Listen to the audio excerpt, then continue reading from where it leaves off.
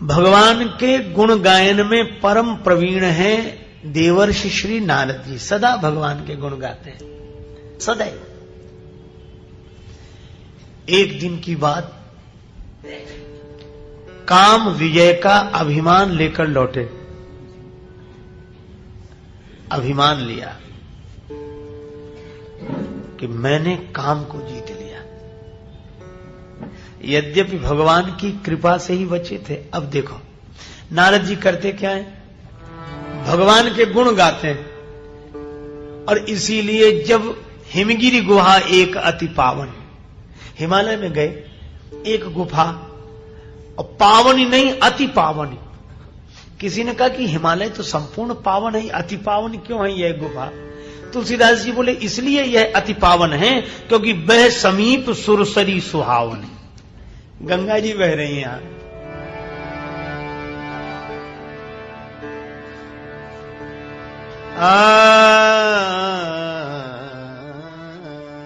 हिमगिरी गुहा एक अति पावनी,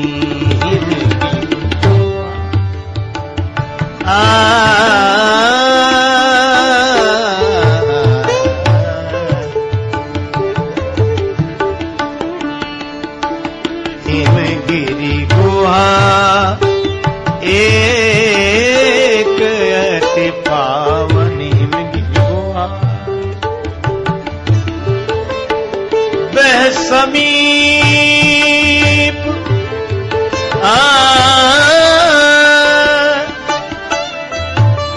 सुरसरी सुहावनी,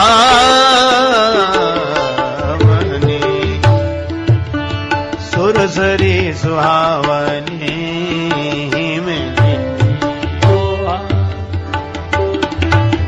हिमगिरी गुहा, हिमगिरी गुहा, हिमगिरी गुहा, गुहा, गुहा। हिमालय की एक गुफा, गंगा जी बह रही हैं। अब नारद जी का मन हुआ ध्यान करने का। अब देखो, अच्छा नारद जी करते क्या है, भगवान के गुण गाते हैं। पर आज क्या हुआ कि उनका मन हुआ कि भगवान का भजन कर लें, यहां बैठ जाएं, यहां ठहर जाएं थोड़ी देर के लिए। पर ठहर नहीं सकते, दक्ष का श्राप लगा है कि ज्यादा देर नारद जी नहीं रुक सकते। क्यों? दक्ष अपने बेटों को तपस्या के लिए भेजते कि तप के द्वारा शक्ति अर्जन करो, फिर प्रवृत्ति मार्गी बनो, संसार का जीवन जियो, गृहस्थ बनो, विवाहित हो। नारद जी बीच में मिल जाए, और नारद जी मिल जाए, ऐसा उपदेश करें, कहां जा रहे हो? बोले अभी तो वन में रहे, भजन तप का आनंद लिया, अब संसार में जा रहे। नारद जी बोले काहे को फंसते हो, झंझट है, इधर से ही लौट जाओ। दक्ष ने कहा कि बेटे जाते तो हैं, आते नहीं हैं। बोले नारद जी मिल जाते हैं, और कितनी बढ़िया बात है। बोले जाते तो हैं, लौटकर आते नहीं है। यही बात है, जिन्हें संत मिल जाते हैं वे संसार से जाते तो हैं पर लौटकर आते नहीं है। आवागमन से मुक्त संत मिल गए। अच्छा, और संत का तो काम ही है कि काहे को ये झंझट में पड़े, और मौका थोड़ा भी मिल जाए। दादू साहब बड़े उच्च कोटि के संत हुए, उनके शिष्य थे रज्जब। रज्जब का हो रहा था विवाह, गुरुजी को निमंत्रण गया। गुरुजी आए, पर मन में सोचते आए कि काहे को ये झंझट में फंस रहा है, लेकिन मौका नहीं मिला। अब इतनी भीड़ में कैसे उपदेश करें और विवाह के विरुद्ध कैसे कहें? तो रज्जब दूल्हा बनकर घोड़े पर बैठे थे। गुरुजी गए तो प्रणाम किया, बस संत को इतना ही मौका काफी था। जैसी प्रणाम करने के लिए सिर झुकाया, दादू साहब धीरे से कान में बोले, रज्जब तैं गज्जब किया। बोले रज्जब तैं गज्जब किया, जो सिर बांधा मोर और राम मिलन को चला था किया नरक का ठौर। और जो इतना कहा, रज्जब जो घोड़े पर बैठकर भागे, लौट कर आए ही नहीं।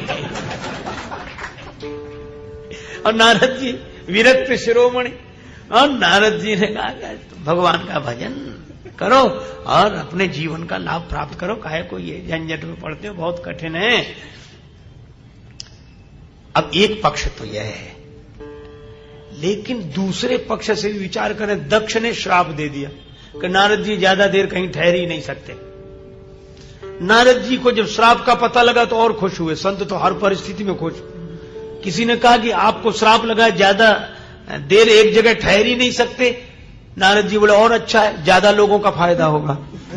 अब एक ही जगह रहते तो उन्हीं लोगों को, ज्यादा जगह जाएंगे तो ज्यादा लोगों को बोला।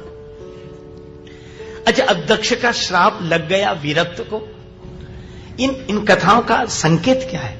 संकेत यह है कि साधु होने की महिमा है, विरक्त होने की महिमा है, इसमें कोई संदेह नहीं। लेकिन गृहस्थ अपने मन में कोई हीन भाव न रखे। गृहस्थ होने की भी बड़ी महिमा है, बड़ी महिमा है। अच्छा, एक बात देखो, एक संत बोले संत की बड़ी महिमा, संत की बड़ी महिमा। नवयुवक थे, नए नए थे, तो मैंने हाथ जोड़कर कहा कि महाराज जी औरों को कहने दो, आप काहे को परेशान हो। बोले नहीं, संत की बड़ी महिमा। हमने कहा निश्चित है। तो बोले बड़ी महिमा, गृहस्थ क्या होते हैं और दिन भर बुरा भला बोले। तो मैंने उनसे कहा कि महाराज संत की क्या महिमा, अच्छा बताओ। तो बोले संत न होते तो गृहस्थ को शिक्षा कौन देता। हमने कहा महाराज गृहस्थ न होते तो संत को भिक्षा कौन देता।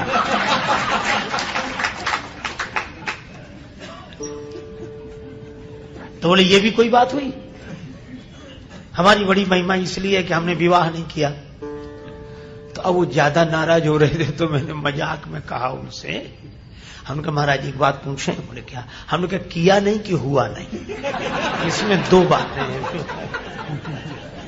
अरे राम, इतने नाराज हुए मुझसे। अब मुझे हंसी लगी बहुत। कहने लगे कैसी बात करते हो, संत का अपमान करते। हम नहीं मारा है, अपमान में प्रणाम करते हैं। बोले किया नहीं। हमने कहा अच्छा, क्यों नहीं किया? बोली अच्छा काम नहीं। बिल्कुल ठीक। हमने कहा कि आपने नहीं किया क्योंकि अच्छा काम नहीं, पर आपके पिताजी ने किया था कि नहीं?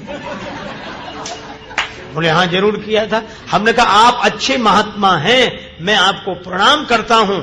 भले ही आप दूसरे तरह की भाषा बोले, पर आप पवित्र संत हैं, मैं आपको प्रणाम करता हूं। लेकिन एक बात सोचो, आप विरक्त हुए हैं, लेकिन अगर आपके माता पिता गृहस्थ न होते तो ऐसे अच्छे संतों का जन्म कहां होता, महात्मा का जन्म कहां होता, महात्मा का जन्म कहां होता।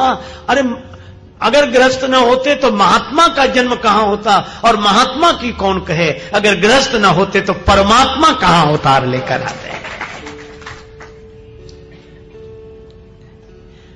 दशरथ कौशल्या जी के जिन्हीं बिरखी बड़ भयउ विधाता, राम जी वहां।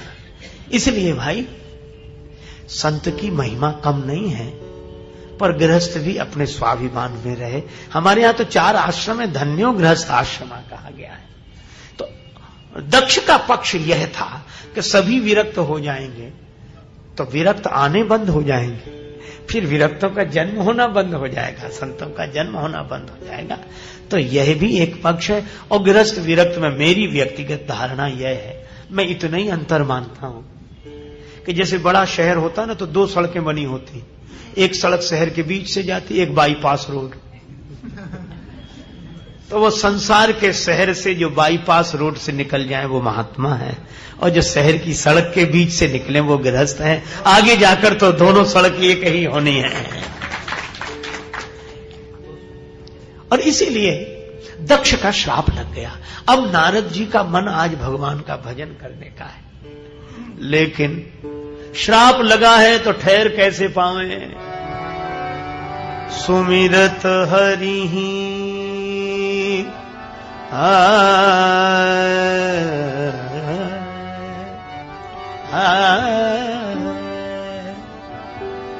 श्राप गति बाधी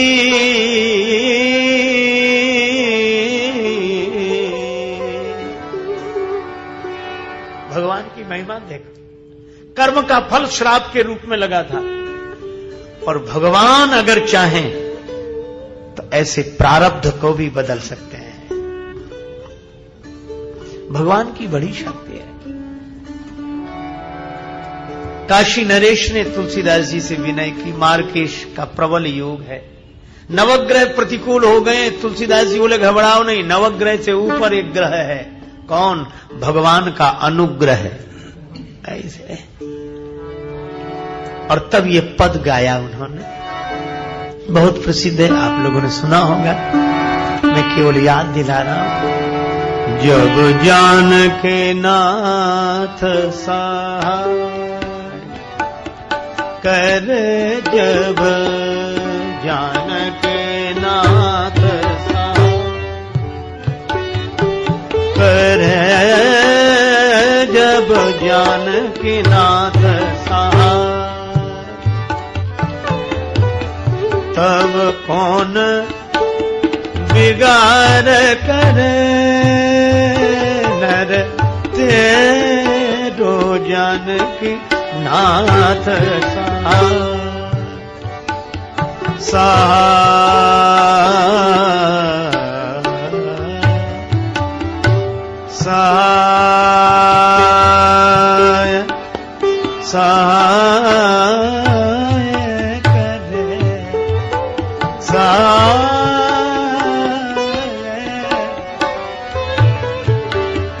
जब जानकी नाथ सहाय करे, तब कौन बिगाड़ करे नर तेरो और जानकी नाथ सहाय।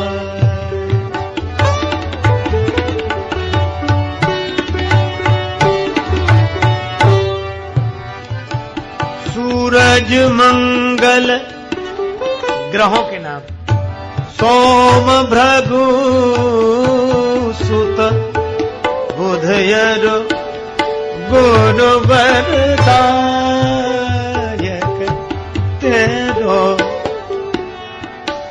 राहु केतु के नाही गम्यता,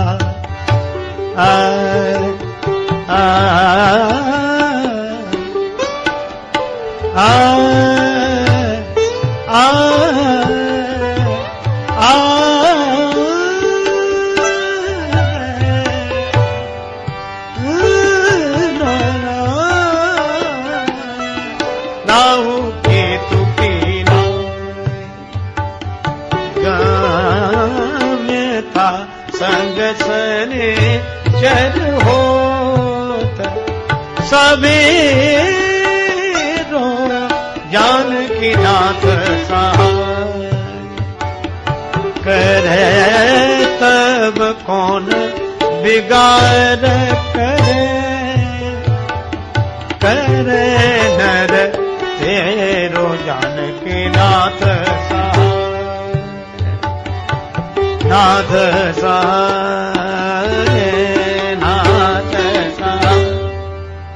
भगवान का स्मरण किया, सुमिरत हरि श्राप गति बाधी, तो सहज विमल मन लागी समाधि।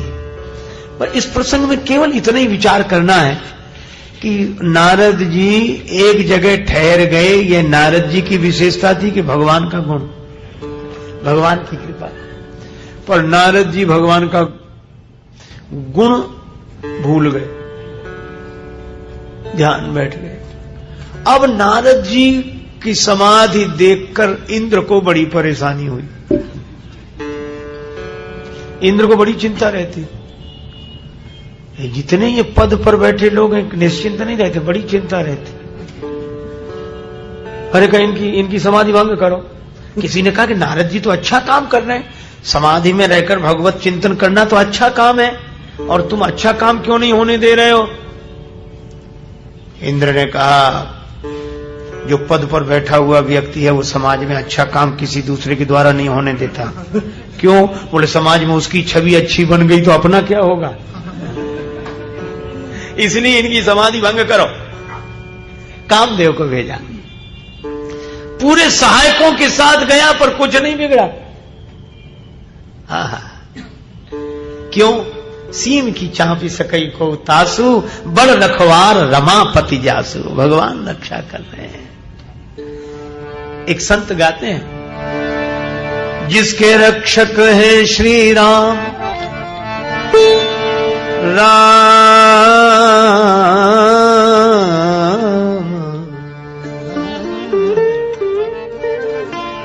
जिसके रक्षक है श्री राम, उसे कोई मार नहीं सकता। प्रभु जगन्नाथ का भक्त जगत से हार नहीं सकता। प्रभु जगन्नाथ का भक्त जगत से हार नहीं सकता। प्रभु जगन्नाथ का भक्त जगत से हार नहीं सकता।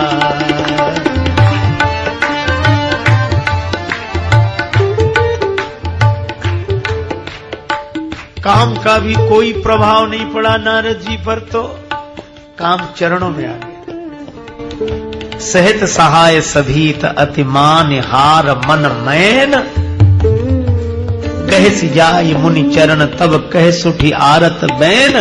काम नारद जी के चरणों में। कितना बढ़िया है। जो भगवान के आश्रित रहते हैं, जिन पर भगवान की कृपा होती है, उन्हें काम के आगे नहीं झुकना पड़ता, काम उनके आगे झुक जाता है। महाराज नारद जी की समाधि टूटी। कहो काम कैसे आए? महाराज हमने बहुत महात्मा देखे, आप जैसा नहीं देखा। बस गड़बड़ी यहीं से शुरू हुई। अपना गुण सुनने लगे, जबकि संत के लिए का निज गुण श्रवण सुनत सकु चाहे। गुण जब भी हो तो गुण तुम्हार समझई निज दोषा, भगवान का गुण। अब नारद जी बड़े गौर से सुनने लगे। क्या कहा? काम ने कहा कि आप जैसा कोई महात्मा नहीं, कोई नहीं। काम का आप पर कोई प्रभाव नहीं पड़ा। अब नारद जी ने जो अपनी तारीफ सुनी तो ध्यान अपनी ओर ऐसा केंद्रित हुआ कि जो विशेषता नहीं थी वह भी दिखने लगी। यही होता है, जब तारीफ करने वाले ज्यादा मिल जाए तो अपने में जो विशेषता नहीं होती वो भी दिखने लगती। नारद जी ने कहा अभी तो तुमने एक ही विशेषता देखी, दूसरी तो देखी ही नहीं। क्या? भयउ न नारद मन कछु रोसा, मुझे क्रोध भी तो नहीं आया, तो न मुझ में काम और न क्रोध। काम ने कहा हद हो गई, दो विकारणी, न काम न क्रोध। नारद जी बोले और सुनो, तीसरी बात भी सुनो। जाकर अपने राजा इंद्र से कह देना कि उनके पद का मुझे कोई लोभ नहीं है, न काम न क्रोध न लोभ। एक क्षण में योगी, एक क्षण में भोगी, पल भर में ज्ञानी, पल में वियोगी। बदलता जो क्षण क्षण में वृत्ति अपनी, कभी अपने मन के भरोसे न रहना, कभी अपने मन के भरोसे न रहना। तन कीमती है मगर है विनाशी, कभी अगले क्षण के भरोसे न रहना। निकल जाएगी छोड़ काया को पल में, सदा श्वास धन के भरोसे न रहना। तुझको जो मेरा मेरा कहेंगे, जरूरी नहीं वे भी तेरे रहेंगे, जरूरी नहीं वे भी तेरे रहेंगे। मतलब से मिलते हैं दुनिया के साथी, सदा इस मिलन के भरोसे न रहना।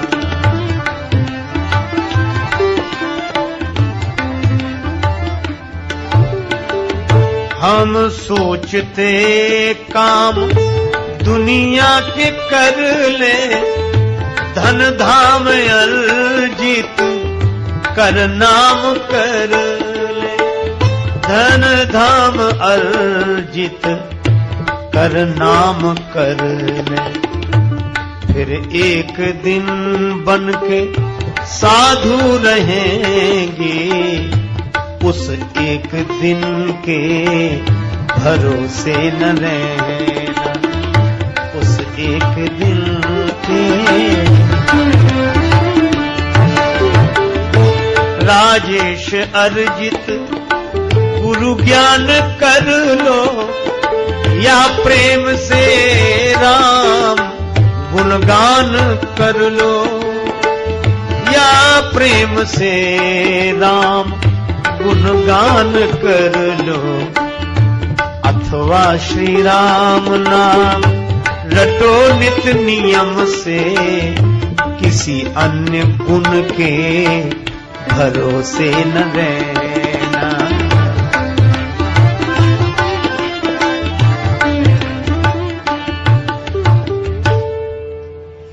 और वही बात है, मन के भरोसे न रहना। नारद जी को लगा बस कोई विकार है ही नहीं, कोई नहीं। अच्छा नहीं है तो आराम से बैठो। पर जिसको लगता है कि हम में कोई विकार नहीं है, वह उनके पास जरूर जाता है जिनमें उसे विकार दिखाई देते हैं। देखो तुम में है, हम में नहीं। इसीलिए नारद जी सीधे गए कहां? शंकर जी के पास। क्यों? बोले शंकर जी ने कामदेव को जला दिया और हमने भी काम को जीता, लेकिन हम श्रेष्ठ हैं। कैसे? बोले शंकर जी ने काम को जीता पर क्रोध को नहीं जीत पाए, तभी तो क्रोधित होकर जला दिया। पर वाह हरे नारद, न काम न क्रोध, सीधे शंकर जी के पास। अब देखो भगवान शंकर के पास गए, शंकर जी को लगा आज संत आए हैं और नारद जी आए हैं, भगवान के गुण सुनने को मिलेंगे। शंकर जी ने नारद जी को प्रणाम करते देखा, हृदय से लगा लिया, देवर्षि अहो भाग्य आप पधारे, आज तो भगवान के गुण सुनने को मिलेंगे। क्योंकि आप तो सदा वीणा साथ में रखते हैं, भगवान के गुण गाते हैं, भगवान की कथा सुनाओ।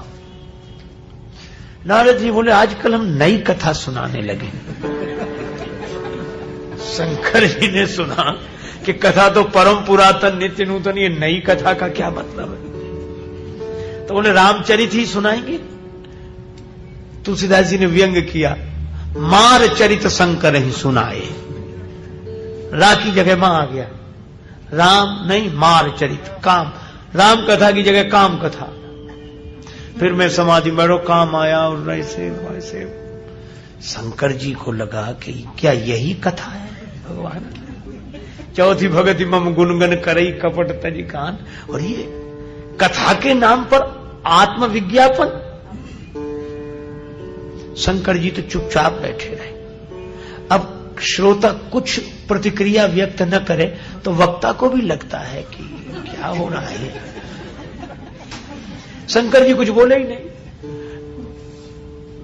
तो नारद जी ने पूछ लिया कि आपको कथा कैसी लगी? वक्ता जानना चाहता है कि कैसी लगी, ठीक है। अच्छा, नारद जी ने पूछा कथा कैसी लगी?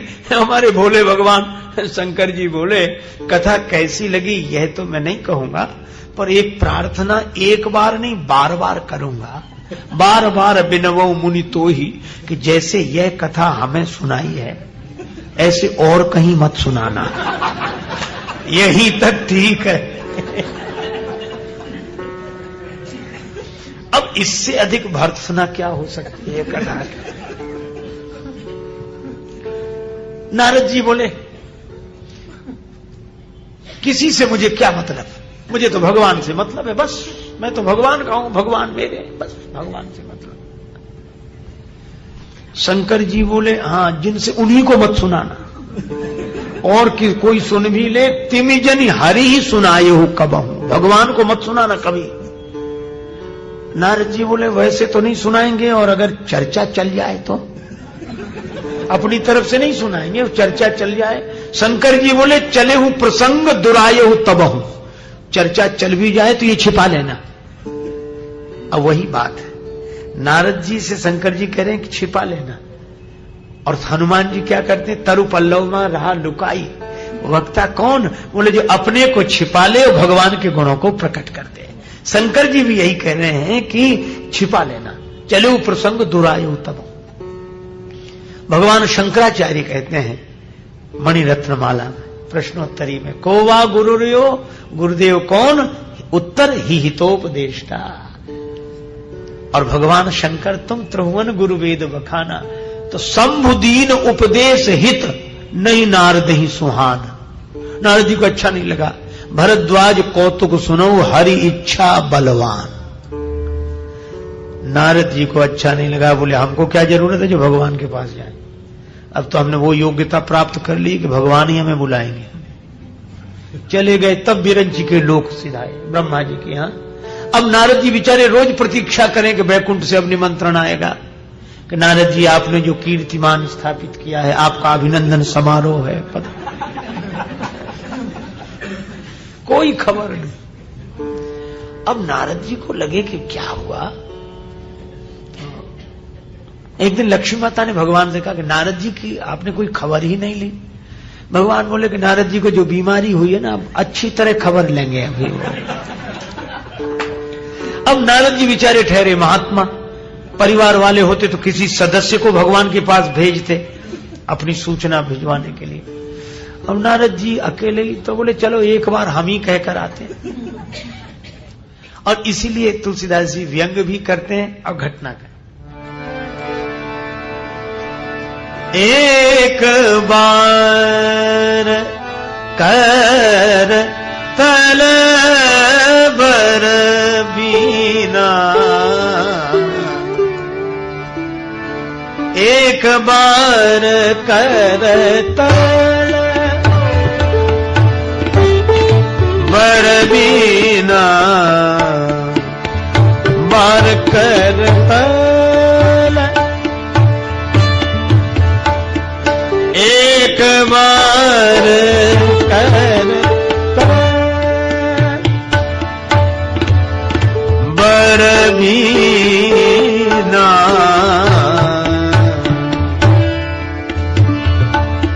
गावत हरि गुण गान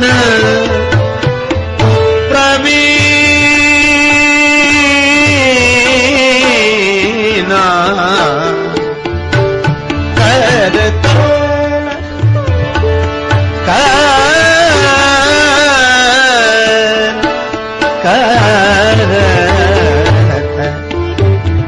गावत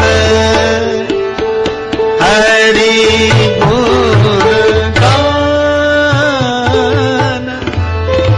प्रवीणा, हरि गुण गान प्रवीणा, गावत हरि गुण गान गान। भगवान के गुणों का गायन करते हुए और वीणा वादन करते हुए नारद जी चले। अब यहां भी एक बात सोचने जैसी है। देखो, भगवान के गुण गाने चाहिए, नारदीय परंपरा है। संगीत के साथ अगर भगवान कृपा करके वैसा सुयोग जुटाएं तो भगवान के गुण सचमुच संगीत के साथ ही गाने चाहिए। यह तो साम वेद है, वेद विद्या है। चाकी सहज श्वास श्रुति चारी, भगवान की श्वास है वेद, प्राण है वेद। तो संगीत अगर वेद विद्या है तो भगवान का प्राण है। इसलिए संगीत का विरोध तो भगवान का विरोध है, भगवान के प्राण का विरोध है। और हमारे यहां सबसे पहले कथा कही लवकुश जी ने वीणा वादन करते हुए। नारद जी वीणा से ही। संगीत भी धन्य होता है भगवान से जुड़कर। इसलिए पूरे रामचरितमानस में गाने ही गाने की बात कही गई। ये गावई यही चरित समारे, गावई सुनई सदा मम लीला। और केवल गावई नहीं, एक सज्जन बोले जे गावई है चरित समारे। हमने कहा आगे एक बात और लिखी, बोले कि हम ते यही ताल चतुर रखवारे। ताल तालाब भी और ताल ताल भी। चतुर ही तो ताल की रखवाली करके गुण गा सकेगा भगवान के। करई कपट तज गान, गाने से। पर एक बात है, कथा के कारण संगीत धन्य होता है, संगीत के कारण कथा धन्य नहीं होती।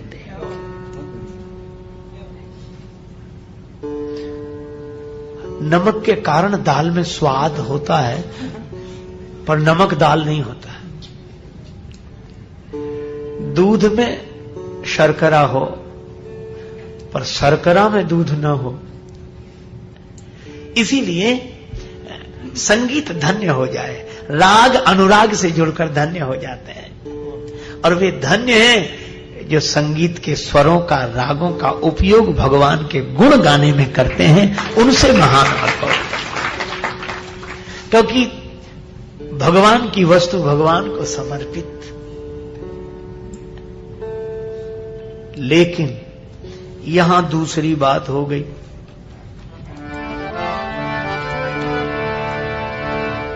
गोस्वामी जी लिखते हैं,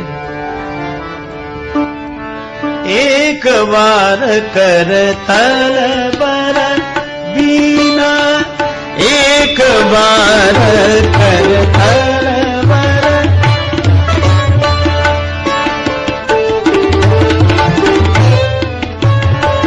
गावत हरि गुण गान प्रवीणा, करत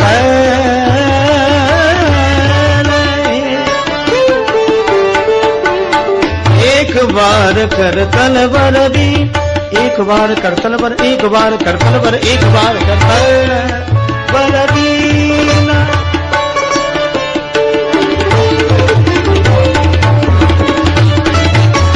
एक बार करतल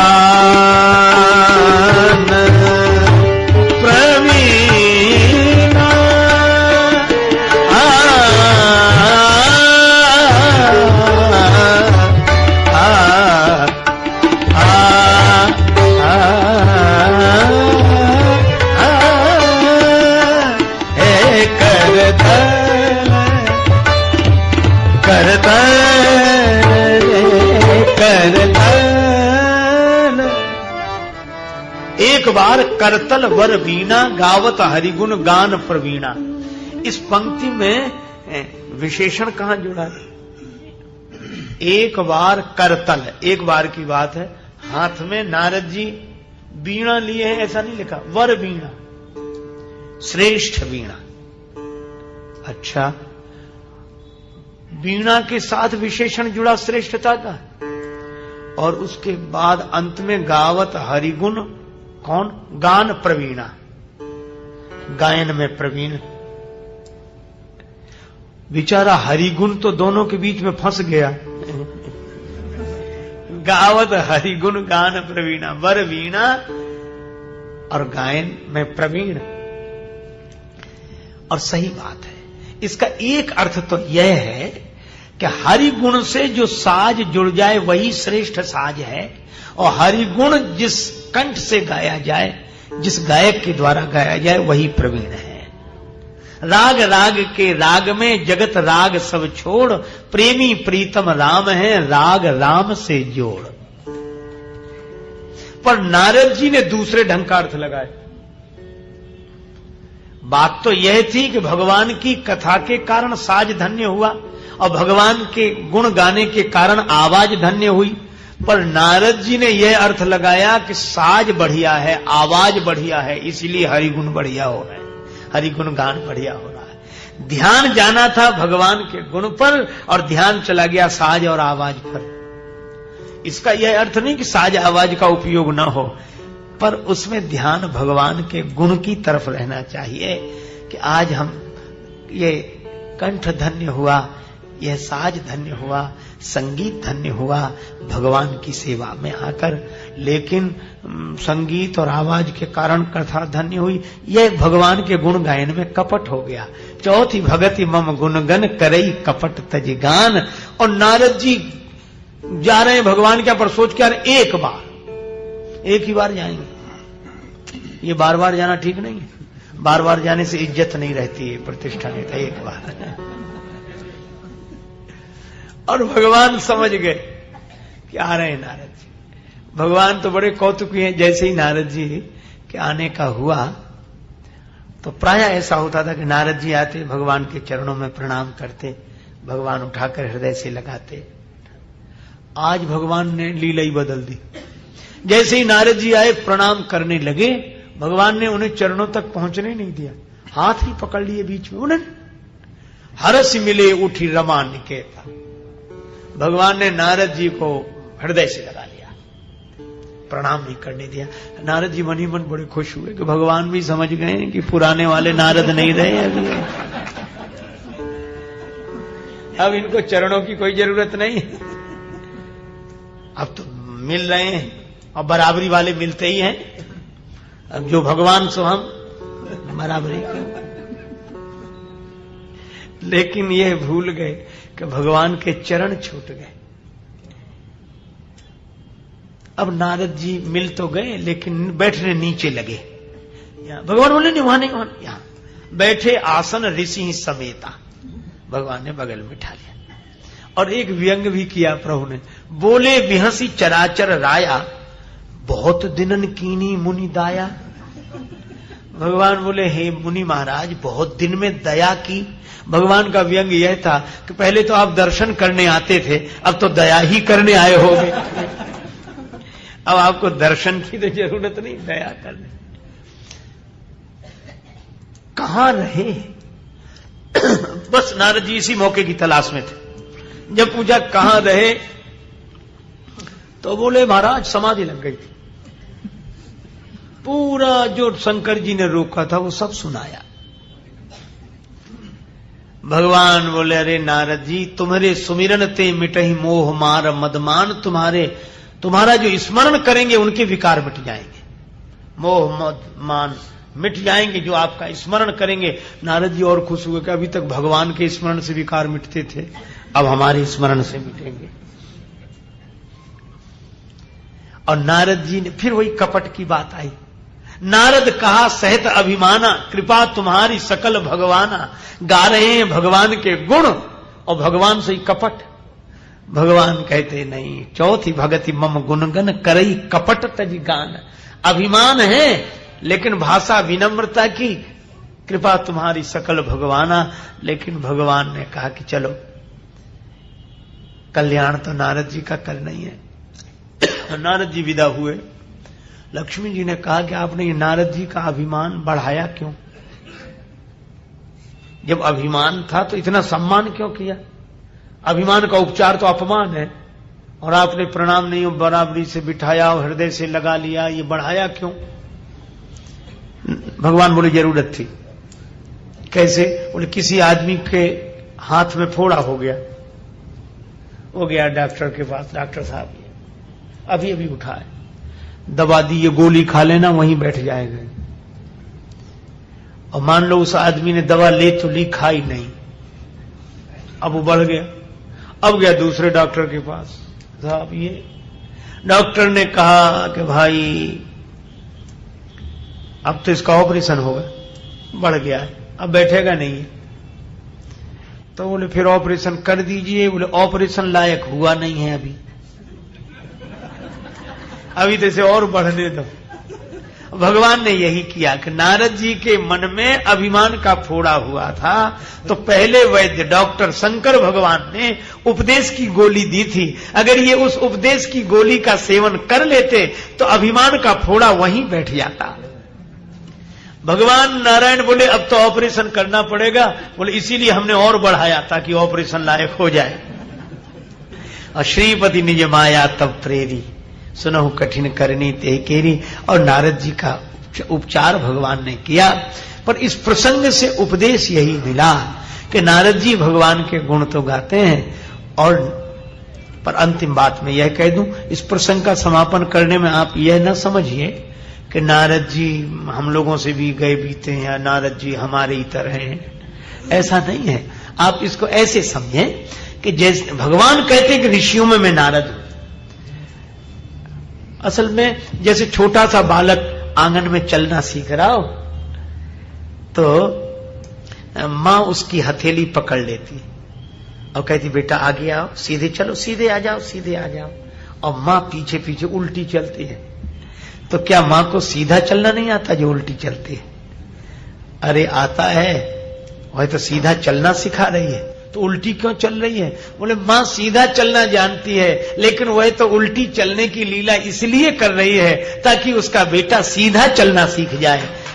तो नारद जी जैसे महात्मा तो हम लोगों के संरक्षक हैं, माता पिता की तरह हैं, संत हैं। उनकी ये उल्टी चलने की लीला तो केवल इसीलिए है ताकि हम लोग सीधा चलना सीख जाएं। और सीधा चलना यही है, चौथी भगति मम गुण गन करई कपट तज गान। भगवान कहते हैं ये चौथी भक्ति है। नवधा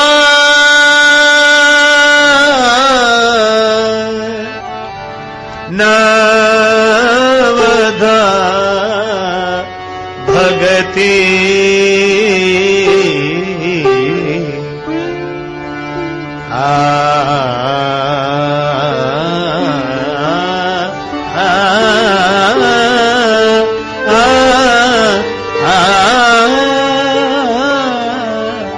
नवधा भगति कहूं तो ही पाही नवधा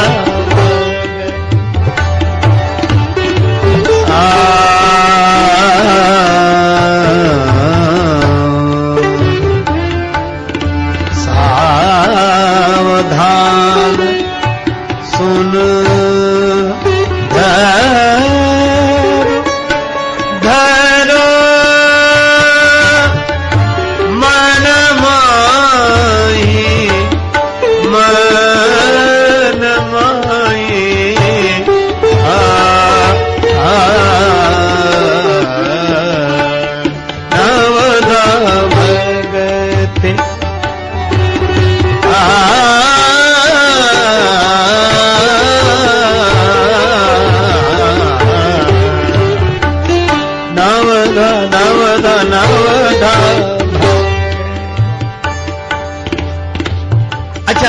सावधान क्या किया?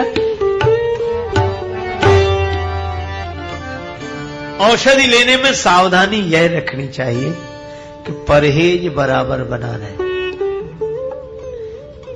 तो भगवान कहते हैं सावधान। सावधान क्या?